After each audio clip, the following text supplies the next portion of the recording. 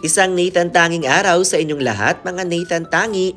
May tanong sa ating Facebook page kung ano nga bang pinagkaiba ng J1 visa at ng H1B visa. Narito ang pinagkaiba ng dalawang visas na ito. Ang J1 visa ay Exchange Opportunities Visa.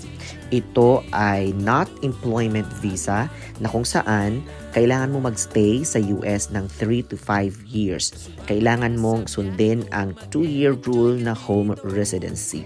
In other words, kailangan mong bumalik ng Pilipinas pagkatapos o makompleto ang iyong program.